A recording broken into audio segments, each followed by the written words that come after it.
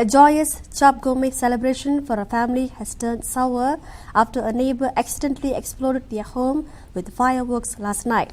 The resident along Jalan Ru Satu in Bandar Baru Air Itam, Georgetown, had lit up a giant box of firecrackers at one go to celebrate the end of the Chinese New Year. The firecrackers had about dozens shots firing the sky, but most of it had deviated towards their neighbours' homes.